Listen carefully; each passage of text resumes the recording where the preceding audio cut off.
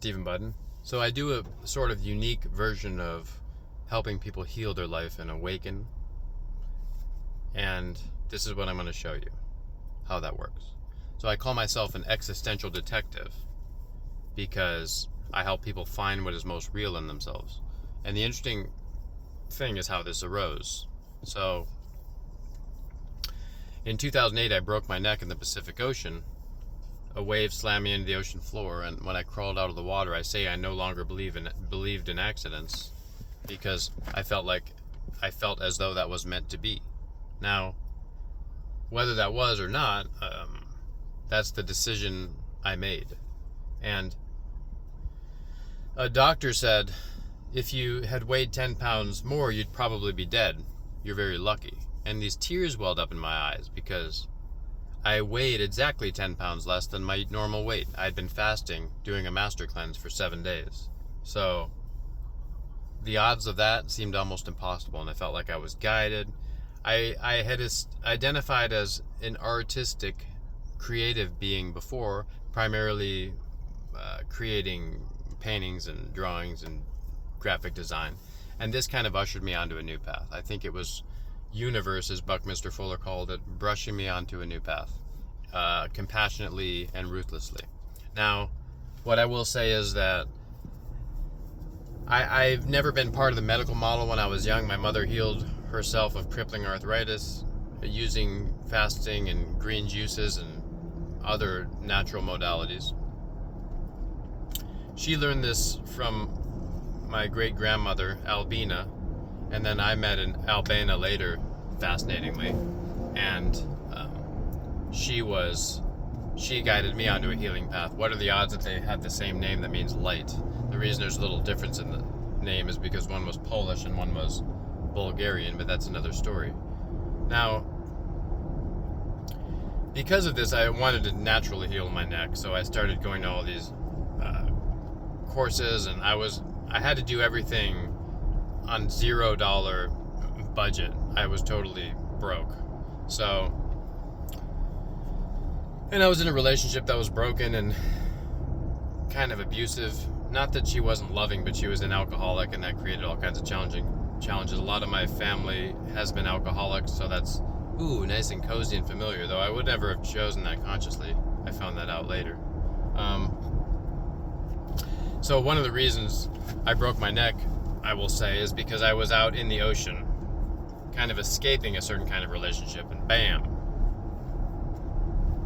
I broke the bone in order to give me awareness that, you're giving all of your energy to these sort of energy vampires. This energy vampire.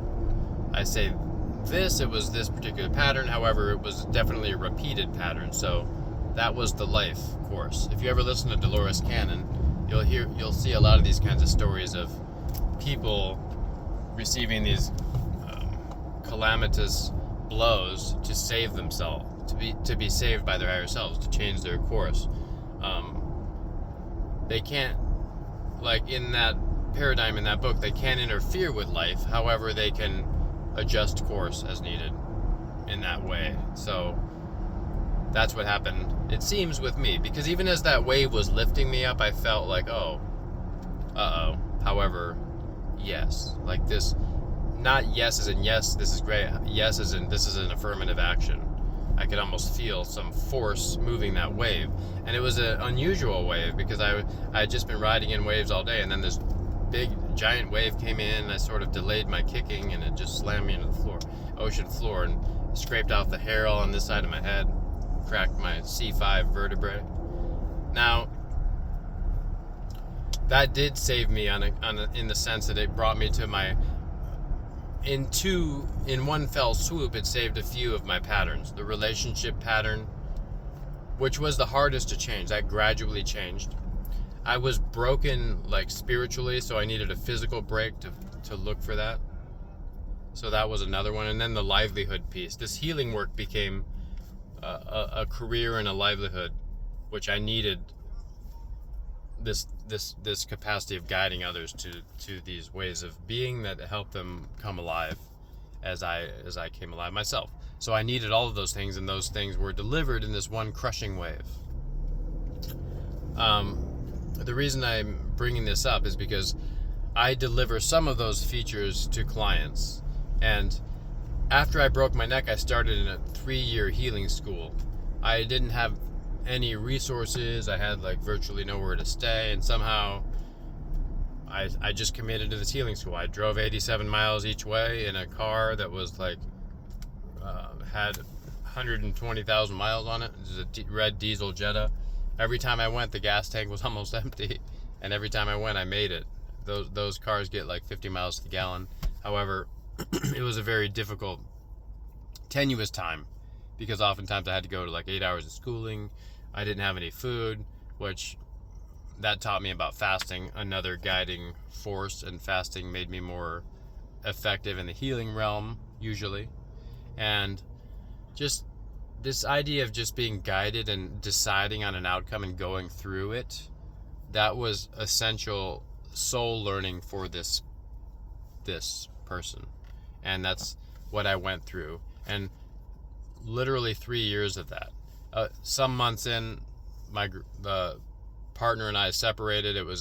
We had lived together. It was very impossible. So I had to then relocate closer to the school. So that was the guiding force, closer to myself, closer to what was in alignment.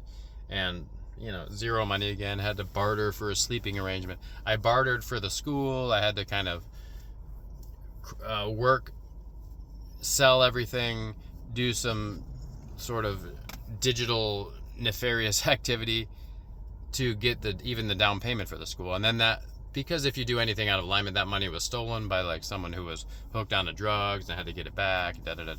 So there was just this sort of impossible arc. And once I got over that, there was this idea of flow. And while I was in this 3-year training at the World School in San Francisco, these tears of joy flooded my eyes, because a practitioner, Leah, was in the front of the room, and she was showing someone how to stand. And this person was emoting, like crying.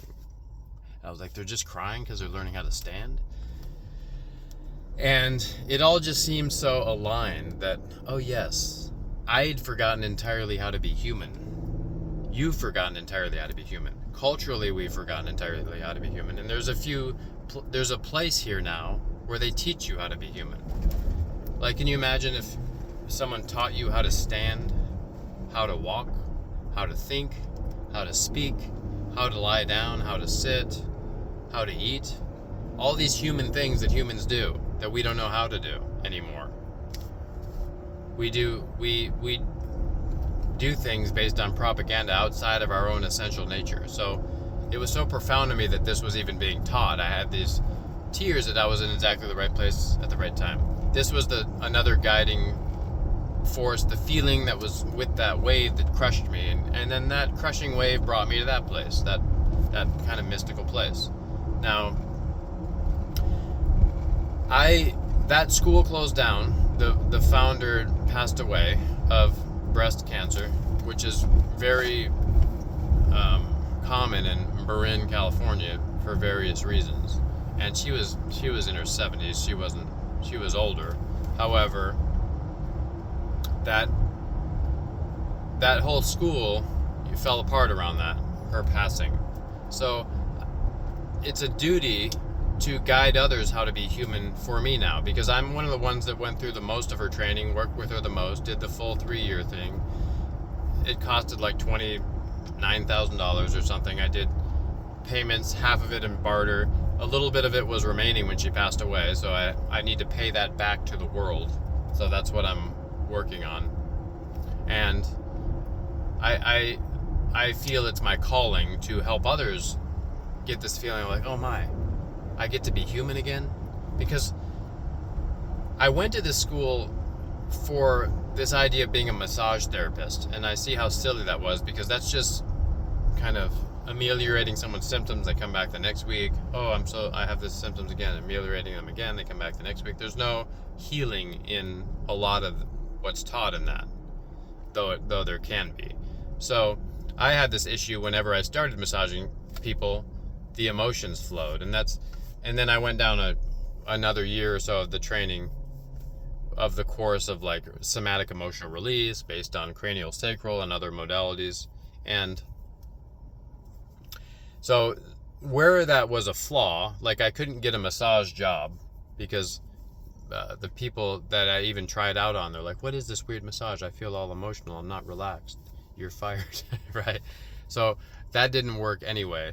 And this idea that a gift, if you bring it to the wrong place, is a curse. But if you bring it to the right place, it's a gift again.